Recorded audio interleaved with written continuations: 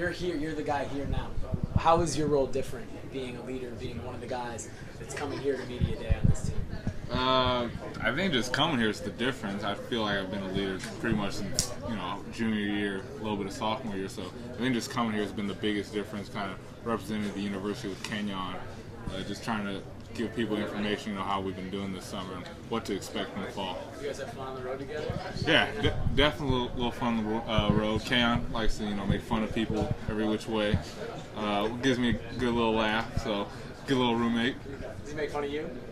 I think, he picks and chooses if he wants to make fun of me or not, but together I think we kind of just tag team on other people, kind of people watch and make fun of other people. Easy to do that in LA, right? Oh, definitely. Eugene, you get a good little running start with Eugene, but LA is a lot more people to make fun of, I guess. No shortage of that in Eugene. How was this summer? Was this summer different than last for you personally, or you mentioned being a similar kind of leader? Was it the same? Leadership-wise, yes. I'm kind of the older guy now. People look up to me. People ask me questions about the defense, what to expect and everything. For me personally, it's been a little bit different for the past 3 years. I was trying to rehab from little knee surgery, clean up some stuff on my knee. So just getting back to regular strength. My lower body was probably the biggest difference this summer. How do you feel now? Oh, I feel great. Been running with the team, doing all the lifts, all the running. So my knee feels really good, and I'm just looking forward to this fall camp. It was an uneventful summer off the field for the first time in a couple of years. What do you attribute that to for your team? I think just, being a lot more mature, learning from mistakes. Kiko's been pretty much a spoken leader about, staying out of trouble, having everyone's back. We really wanted to focus on not, being in the headlines.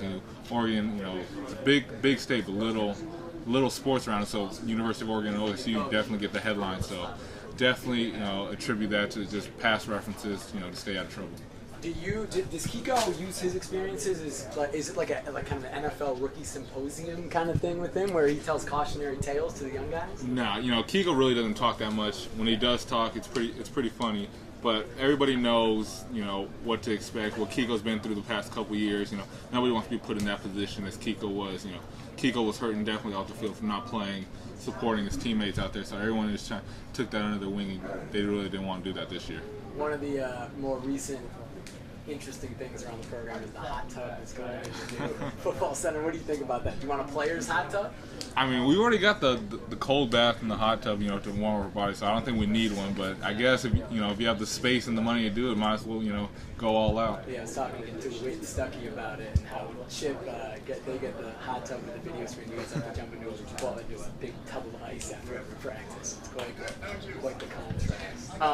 The QB battle's on the other side. That's obviously going to be the big storyline of the fall. How are you excited, Coach? Are you excited to watch it?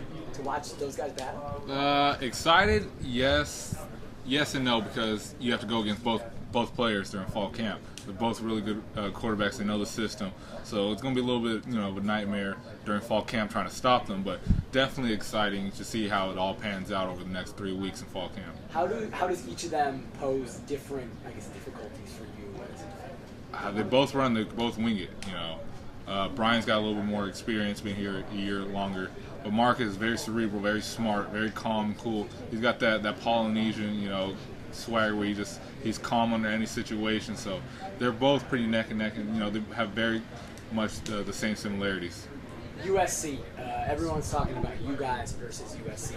Everyone assumes that's what it's going to be. You guys are going to play twice. How do you avoid losing focus? I guess last year it seemed like before the USC game when Oklahoma State lost, it seemed like everybody assumed that, okay, Oregon's the national championship game, and then you lost. How do you avoid something similar with everybody assuming it's just going to be you and USC and worrying about all the other games? We can't sleep on every week.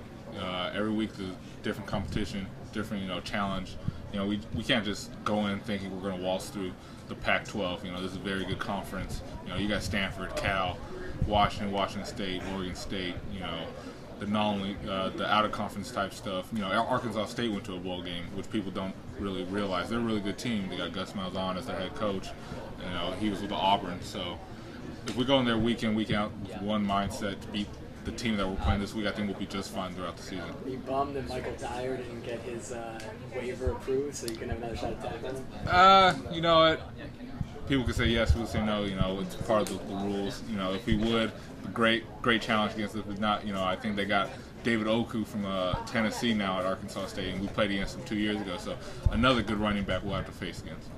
All the talk in the college football world now is Penn State. Have you thought about if you were in the shoes of those guys at Penn State with maybe a year or two left, what you would do? Do you think you'd stay? Do you think you'd look to go? No, I really haven't thought about it. You know, it's just kind of a terrible situation they've been put in, you know, through the past. So, I mean, I feel for them. You know, they have a couple ways. Maybe they want to finish through or go to a different college, but just a terrible situation down in Penn State. Lastly, last question for you. The offense of Oregon has gotten the headlines for the past 3 years, especially when Chip's been the coach. But now it seems like the defense is, and the defense has been great as well. But you guys have the playmakers. You guys have a little more known commodities this year coming back. Are you guys trying to kind of take a little bit of the headlines away from those guys on the offense this year? I think secretly we are kind of. You know, we try and, you know, get out there and be that defense, that stalwart defense that people know across the country. So we're just kind of going under the radar, but we know how good of a defense we could really be, and we're just going to work hard at it these next 3 weeks for fall camp and definitely try and make ourselves a household name. Thanks, Mike. No problem.